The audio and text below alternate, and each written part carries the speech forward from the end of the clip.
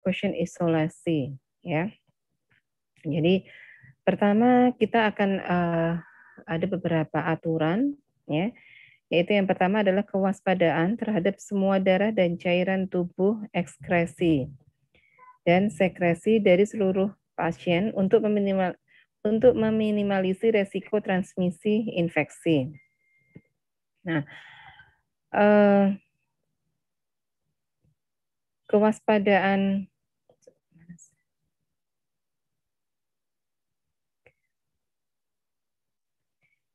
ya, kewaspadaan ini bagaimana itu tadi yang sudah seperti yang sudah saya jelaskan. Itu jadi semua tindakan kita itu harus hati-hati. Kalau misalnya kita mau melakukan pemeriksaan pasien, kita tidak tahu pasien ini pasien apa, seperti itu, ya. Kalau dulu mungkin kita langsung tanpa handscoon kita melakukan inspeksi, palpasi, perkusi, auskultasi. Tapi sekarang ini dok, apalagi ya kalau kita periksa pasien itu ada aturan kita meminta pasiennya untuk dibuka bajunya. Jadi tidak boleh kalian memeriksa stetoskop begitu dibuka nggak dibuka bajunya. Jadi tetap pasiennya bajunya tertutup terus kalian periksa itu tidak boleh. Maka harus dibuka pasiennya. Harus dibuka baju pasien, tetapi selalu diingat bukan kalian yang membuka baju pasien, tetapi pasiennya yang diminta. Itulah pentingnya komunikasi. Jadi saya mau memeriksakan, maaf Bapak, Ibu, bisa dibuka bajunya seperti itu. Atau misalnya anak kecil pun juga tetap kalian harus hargai. Maaf ya Dek, bajunya saya buka dulu. Kayak gitu. Dan kalau kalian membuka pun harus yang secukupnya, daerah mana yang akan kalian periksa, daerah situlah yang bebas dari pakaian. Ya. Jadi kalian tidak tahu kalau dulu mungkin kita bebas memeriksa, sekarang ini sudah beberapa dokter itu dia memakai handscoon, ya. Dia memakai handscoon karena kita tidak tahu pasien kita ini diagnosisnya apa. Terus kita juga harus melakukan dekontaminasi tangan sebelum kontak ke pasien. Jadi inilah yang akan sering kalian lakukan. Kalian sebelum memeriksa pasien itu kalian harus cuci tangan. Sesudah kalian memeriksa pasien itu kalian juga harus mencuci tangan. Jadi mulai nanti saat kalian melakukan pemeriksaan fisik, tolong lakukan sebelum dan sesudah memeriksa pasien itu kalian harus cuci tangan. Misalnya selesai anamnesis, silakan Bapak Ibu berbaring di tempat tidur, saya akan cuci tangan dahulu. Atau silakan Bapak Ibu berbaring di tempat tidur, langsung kalian cuci tangan dahulu. Pas saat kalian kembali, mungkin pasien kalian sudah berbaring. Ya, Alhamdulillah Bapak Ibu sudah selesai pemeriksaannya. Silakan kembali untuk ke kursi atau ke meja meja konsultasi. Saat itu kalian juga harus cuci tangan lagi. Ya, ini yang harus mulai kalian biasakan dalam CSL ini. Jadi dalam CSL kalian harus biasakan untuk sebelum dan sesudah memegang pasien itu kalian harus cuci tangan. Ya. Nah, di sini kalian bisa melakukan cuci tangan. Bisa juga kalian menggunakan antiseptik. Contohnya adalah alkohol. Tetapi kalau dengan alkohol, 5 kali kalian semprot tangan kalian dengan alkohol.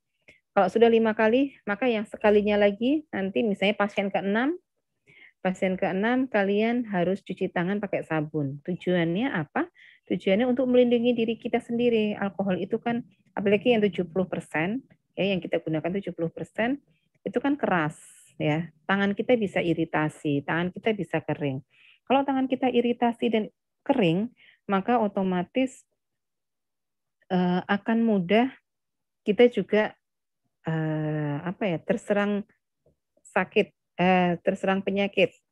Dengan tangan kita yang iritasi, yang tidak lembab, itu juga akan pertama ke diri kita sendiri akan mudah terpapar. Terus misalnya di daerah yang di kuku-kuku di sini, di bulu kuku, misalnya ada luka sedikit, itu juga bisa sumber masuknya infeksi. Nah, kalau atau mungkin bisa juga dengan tangan kita yang kering saat kita melakukan pemeriksaan ke pasien, pasien juga merasa, ih kok kasar, kok sakit, seperti itu. Ya. Jadi memang kita sebagai dokter, pertama kita harus melindungi diri kita, yang kedua kita juga melindungi pasien kita. Ya, jadi tolong nanti kalian mulai dari CSL1 ini setiap melakukan tindakan, tolong lakukan cuci tangan sebelum kalian pegang pasien dan cuci tangan setelah kalian pegang pasien, ya. Ya, ini juga yang ketiga ya, otomatis kalau kita misalnya habis menyentuh bahan infeksius secara tidak sengaja, maka harus langsung segera cuci tangan. Terus jika memang memungkinkan, ya kita gunakan teknik tanpa menyentuh, ya teknik tanpa menyentuh untuk menghindari menyentuh bahan infeksius. Teknik tanpa menyentuh itu bagaimana? Misalnya kita lihat, pasiennya kok ada darahnya, misalnya kita salah satunya dan misalnya pakai handscone, ya pakai APD-nya tadi, atau pas lagi kita periksa nggak sengaja pasiennya apa nih? Kalau misalnya kita nggak sengaja, gimana contohnya? Tanpa gunakan teknik tanpa menyentuh. Jadi ini dalam arti tanpa menyentuh langsung. Misalnya kita alasin dengan kain, dengan baju, misalnya seperti itu. Itu jika memang memungkinkan. Atau misalnya kita tahu ya, kita sudah curiga misalnya dia pasien COVID. Itu kalau dia pasien COVID, maka akan orang, dokter pun yang memeriksa itu akan meminimalisir untuk memeriksa secara langsung seperti itu. Kalau misalnya bisa dengan anamnesis, ya anamnesis, misalnya seperti itu. Tapi tetap sebenarnya kalau belum tegak diagnosis, harus dilakukan pemeriksaan fisik.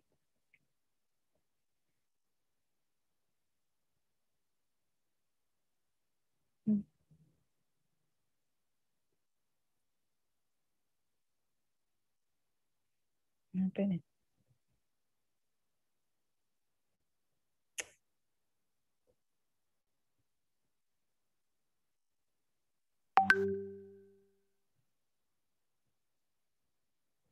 Ya, terus kemudian ini juga memakai sarung tangan saat harus atau mungkin kontak dengan darah, sorry. Ya, dan cairan tubuh serta barang yang terkontaminasi. Ini juga ya. Jadi kalau memang terpaksanya kita harus bersentuhan dengan pasien yang infeksius, anggap misalnya pasien kecelakaan. Pasien kecelakaan kan nggak mungkin kalian cuman anamnesis, pasti harus kalian pegang kan. Nah, saat kalian pegang itulah kalian sudah memakai handscone, ya. Dan handscone ini hanya digunakan untuk satu pasien. Jadi kalau kalian sudah, jadi misalnya ada pasien datang, terus kalian pakai handscone, kalian periksa pasien, terus kalian mendapat lagi panggilan, dok, di sini ada pasien yang misalnya membutuhkan dokter. Maka begitu sebelum pindah ke pasien tersebut, lepas dulu sarung tangan. Ya, cara melepas sarung tangan pun juga ada caranya, ya. Jadi tidak cuma sembarang dilepas langsung dibuang kayak gitu, enggak. Jadi tetap nanti saat melepas sarung tangan itu terlepas dulu, nanti yang satunya dia jadi yang di luar itu yang ada di dalam tangan kita. Yang ada di luar tangan kita nih yang bersentuhan ini ada di bagian dalam. Itu juga merupakan salah satu cara pencegahan dan pengendalian infeksi. Ya. Terus kemudian ada penanganan limbah ya. Ini limbah di rumah sakit, di balai kesehatan, tempat-tempat fasilitas kesehatan. Ini limbah sendiri. Ini menjadi penting ya. Karena limbah ini juga sumber infeksius. Ya, terus kemudian jika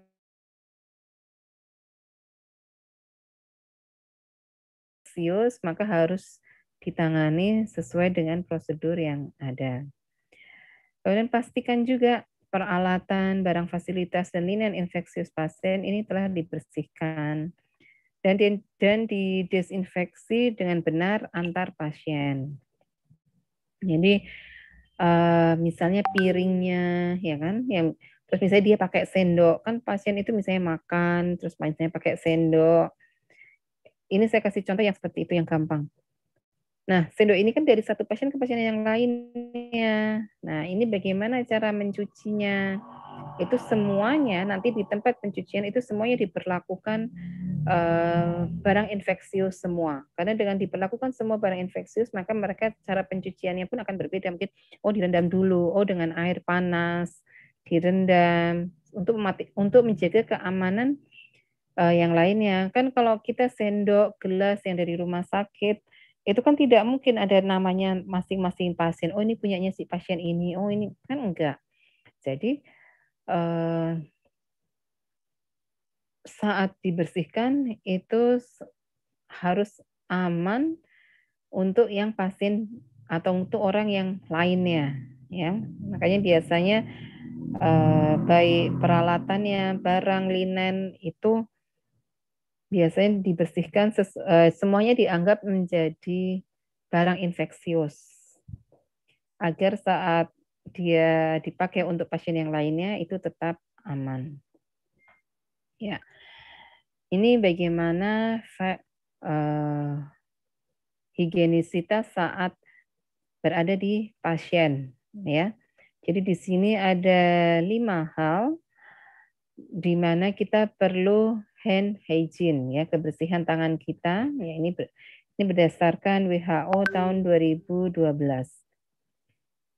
Jadi yang pertama, sebelum kita menyentuh pasien, ya, yang tadi sebelum kita menyentuh pasien, kita harus cuci tangan.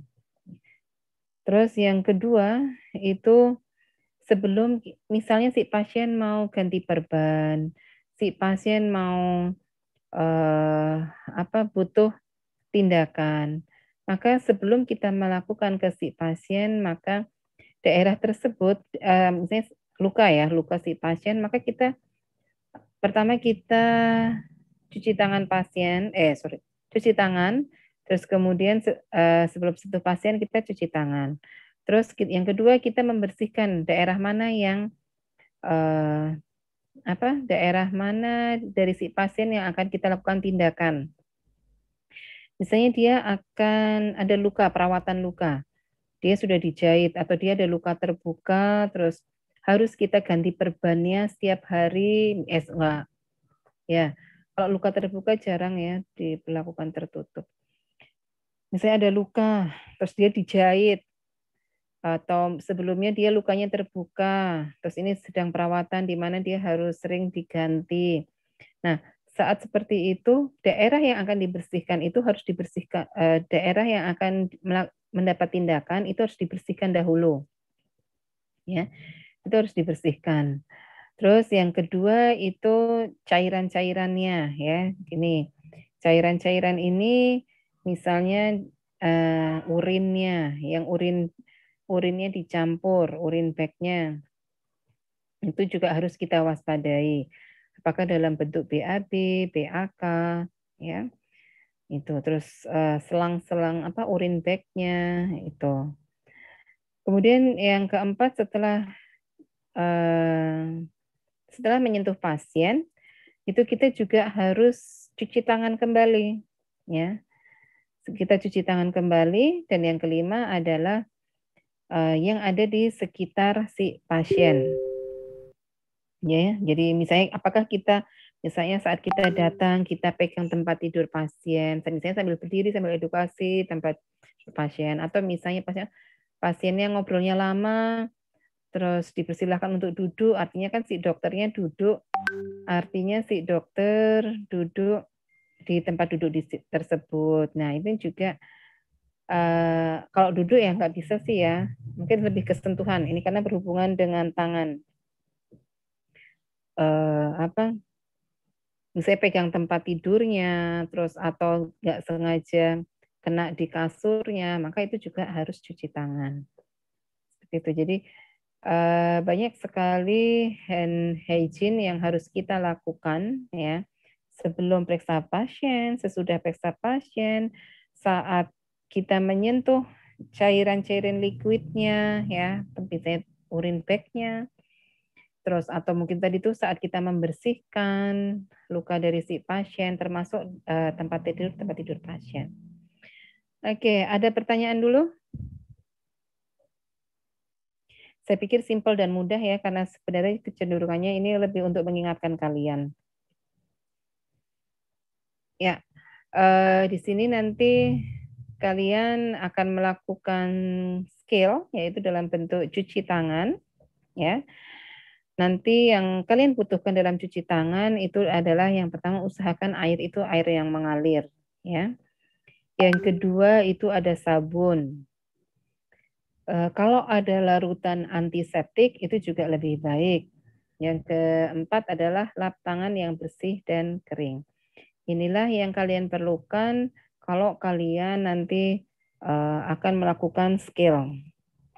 Nah, misalnya air mengalir. Kenapa sih dicarinya air mengalir? Ya tujuannya karena dengan air mengalir, apa yang kotor di tangan kita itu akan turun jatuh. Kalau dulu saya masih mendapati dokter itu kalau memeriksa ya, jadi ditaruhnya di baskom. Jadi dokternya sebelum periksa dia cuci tangan dulu, tapi di baskomnya. Nanti dia selesai periksa dia cuci tangan lagi di baskom tersebut. Nah ini saat ini sekarang sudah tidak sudah tidak boleh dilaksanakan. Setiap praktek dokter itu harus ada wastafelnya. Nah, yang di baskom tadi kenapa? Otomatis kan dia sebelumnya sudah cuci tangan di situ. Habis periksa pasien cuci tangan di situ, maka otomatis itu kan menjadi tidak baik, akan penuh dengan mikroorganisme. Kalau dengan air mengalir, maka dia akan turun dia akan jatuh, turun, kemudian tidak akan meninggalkan untuk yang pasien berikutnya. Kemudian dengan sabun, ya ini apapun sabunnya, ya seperti yang sekarang ini apapun sabunnya itu bisa untuk cuci tangan, ya. Kemudian larutan antiseptik, ya kita tahu fungsinya larutan antiseptik. Untuk membunuh kuman-kuman. Ini juga untuk lap tangan bersih dan kering. Kalau dulu kan sering ada ya kayak handuk kecil gitu yang digantung, nanti selesai cuci tangan terus kita lap di situ. Itu tidak boleh, ya. Sebenarnya sudah tidak bisa kita lakukan kecuali misalnya di rumah kalian hanya kalian-kalian saja dan semuanya sehat, nggak masalah seperti itu. Kan kadang ada ya misalnya, jadi jangan pernah sampai, tapi sekarang sudah nggak ada. Kalau dulu zaman saya itu masih menemukan restoran ada wastafel, kemudian di sini tuh kayak digantungkan handuk kecil kayak gitu. Dan itu orang jadi selesai cuci, dia handuknya di situ. Nanti selesai cuci, dia mengeringkannya dengan handuk. Nah, itu sebenarnya sudah tidak boleh dipakai lagi. Ya, karena kita tahu dengan itu kalau dihanduk kan otomatis akan menumpuk terus di situ. Maka lebih baik yang sekali pakai. Atau malah biarkan saja tangan kalian basah, biar dia kering sendiri.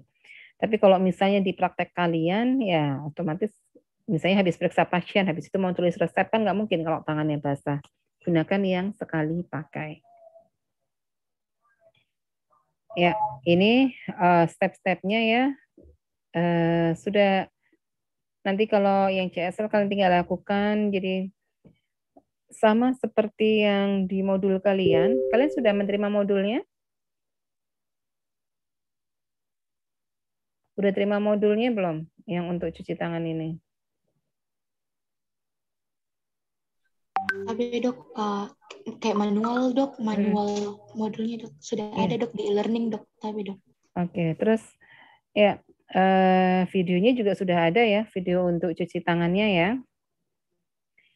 Nah, itu di sini ya, ini cuma teorinya aja, yaitu pertama itu air, jadi ini akan menjadi lebih mudah lah dibandingkan dulu kalau offline. Kalau offline itu saya seperti mengajari awal, tapi karena sekarang kita sudah banyak sekali edukasi tentang bagaimana cara melakukan cuci tangan yang baik dan benar menurut standar WHO, maka ini akan menjadi lebih mudah ya. Yang pertama jelas dibasahin dulu air, kemudian dituangkan cairannya di telapak tangan, nah masing-masing step ini perlu berapa detik. Misalnya begini, terus begini, step-stepnya ini berapa detik. sebaiknya? Sampai 10 detik, Dok. Berapa? Sampai 10 detik, Dok. 10 detik ya. Bisa 10 detik, 5 detik itu juga bisa. Jadi sekitar antara 5 sampai 10 detik ya. Jadi bisa nih 1, 2, 3, 4, 5. Terus 1, 2, 3, 4, 5. Nih, ini 5, sini 5. Terus begini, 2, 3, 4, 5. Terus misalnya ini ya, ibu-ibu jari, kuku-kuku. Terus terakhir adalah pergelangan tangan. Itu masing-masing step itu paling enggak 5 sampai 10 detik. Tujuannya apa? Tujuannya itu tadi untuk menghilangkan atau memberi kesempatan supaya dia betul-betul tertutup ya, betul-betul terjaga kebersihannya, terangkat semua mikroorganisme. Ya, stepnya ini nanti ambil cairan, terus pertama diratakan dulu di telapak tangan, terus digosok-gosokkan di punggungnya, terus kemudian di sela-sela jari, ya. Terus kemudian juga sisi-sisi jari saling mengunci, ya. Saya pikir ini kalau teori mungkin malah kalian bingung ya. Jadi prakteknya sudah cukup banyak. Terus kemudian bilas dengan air mengalir. Nah, misalnya bilas dengan air mengalir, kemudian saat menutup usahakan jangan pakai tangan yang sudah dicuci ini, tapi ambil itu tadi, tisu yang kering, lap dulu tangan kalian kering. Nah, setelah kering dengan tisu itu kalian tutup. Atau bisa juga kalau memungkinkan, kan ada keran-keran yang cuma tinggal didorong seperti ini aja, tidak diputer ya. Nah, misalnya didorong gini ya, bisa pakai siku kalian ini ya. Pakai siku gini langsung ditutup seperti ini. Itu bisa kalian lakukan. Kalau memang wastafelnya atau penguncinya itu benar-benar yang model tipe bisa didorong seperti ini. Ya,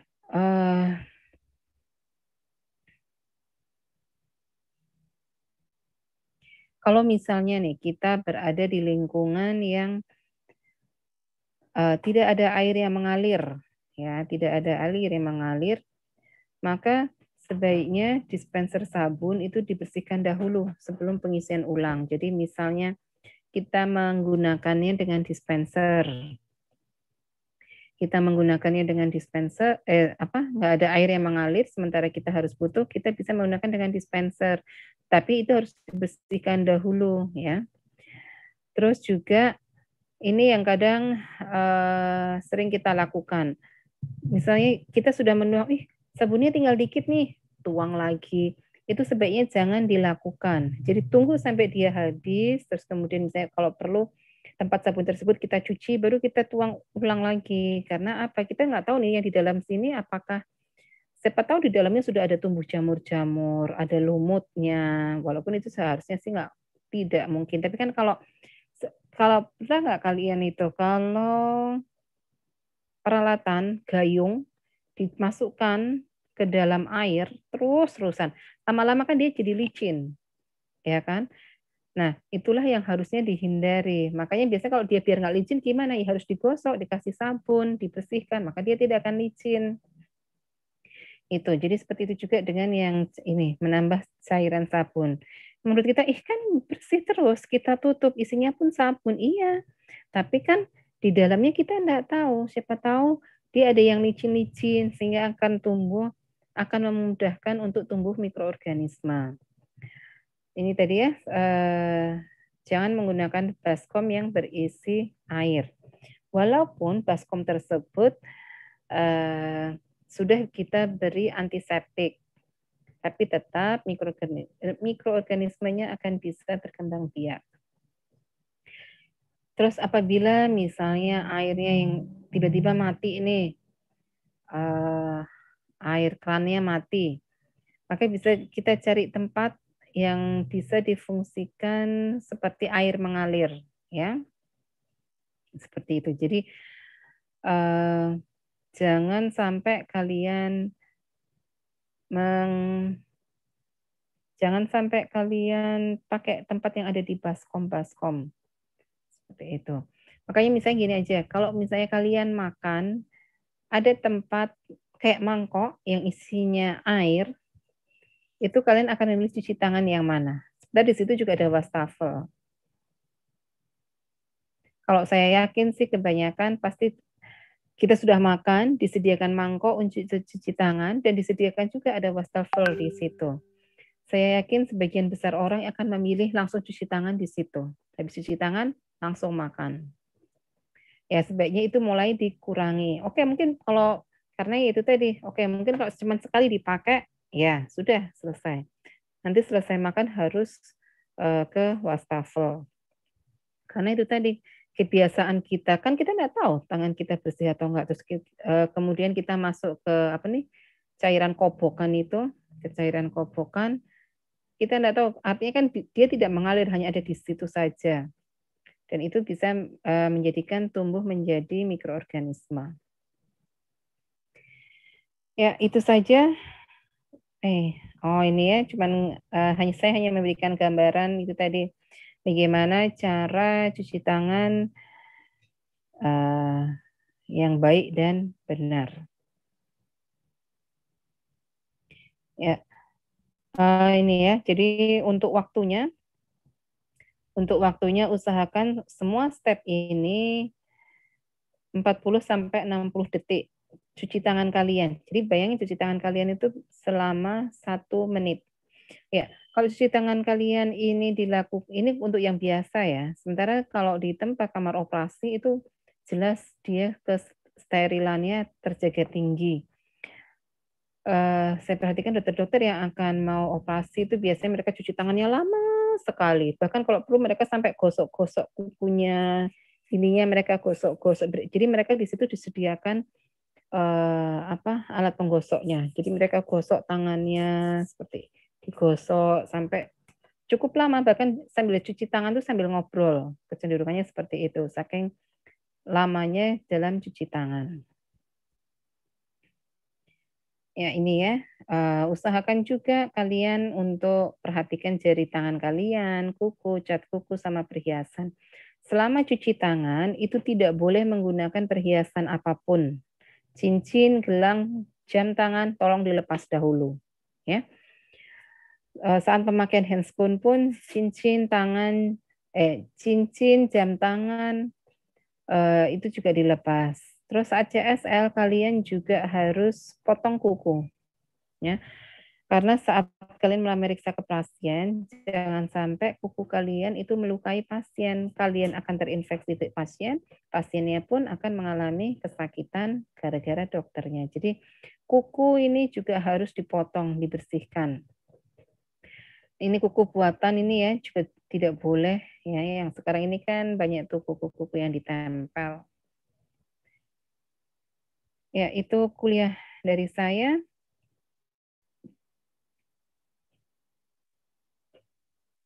Ada pertanyaan? Ya, kalau kuliah dari saya sih saya pikir menjadi simpel dan mudah ya. Tidak sesuatu yang sulit. Tetapi saya minta bantuan kalian selesai kuliah, mulai dari start CSL 1 ini, kalian selalu menerapkan universal precaution ini. Kan itu tadi tujuannya untuk melakukan pencegahan dan pengendalian infeksi. Kalau mulai dari kalian, terus kemudian kemudian kalian menerapkannya, terus kalian mulai menghadirkan orang-orang di sekitar kalian, maka akan menjadi sangat baik untuk melakukan preventif di lingkungan kita.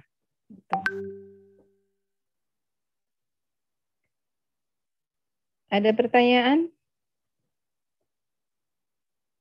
Atau mungkin terkait, ada yang sudah lihat videonya?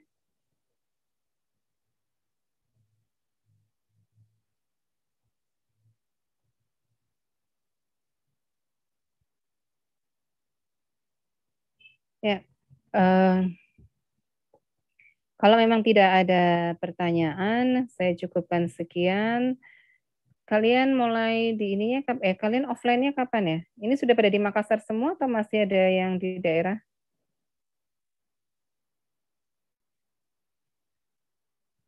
Tapi dok, sudah di Makassar semua dok. Sudah semua. Terus yang di Makassar nih, ada yang tinggal di asrama atau pada ngekos semua rata-rata? Tabe dok, ada yang tinggal di asrama dok, tabe dok. Ya, terus, oh ya, swab kalian kapan ya? Sudah? Tabe dok, hari Sabtu minggu ini dok, tabe dok. Oke, ya. Ya, tolong pokoknya ini yang dari luar Makassar, yang berada di Makassar, tolong jangan pergi-pergi, jangan pergi main, jangan pergi makan-makan. Isolasilah diri kalian, karena dengan kalian melakukan pencegahan, maka kalian bisa melindungi orang-orang di sekitar kalian. Kalau toh misalnya kalian bepergian, bisa jadi, misalnya nih kita punya orang tua kita tidak pernah tertib, pergi hanya seperlunya, betul-betul di rumah. Kita yang sering pergi keluar, ketemu sama teman, jalan-jalan, makan. Ternyata kita yang membawa untuk menularkan ke orang tua kita. Itu jangan sampai terjadi. Ya, kalau toh misalnya kalian habis bepergian, tolong segera ganti baju, mandi, termasuk sikat gigi, ya, karena itu merupakan sumber penularannya ada di situ. Oke, tolong yang misalnya dari luar daerah jaga kesehatannya, tetap minum vitamin kalian, asupan gizi terpenuhi supaya selalu sehat. Ya, kalau kita lihat di daerah lain sudah khususnya di Jawa itu sudah sampai di gelombang yang maksimal lagi kita. Cuman yang di Makassar ini memang kalau saya lihat di daerah-daerah wisata, di daerah-daerah terbuka itu orang seperti sudah nggak merasa ada corona. Padahal sebenarnya angka-angka positif mulai terjadi lagi di Makassar. Tapi mudah-mudahan kita tidak mengalami lagi seperti yang dulu, yang dimana kita pernah di angka 500, 600, gitu. Ya. Oke, kalau tidak ada yang didiskusikan, tidak ada pertanyaan, saya cukupkan sekian. Assalamualaikum warahmatullahi wabarakatuh. Waalaikumsalam warahmatullahi wabarakatuh. Dokter.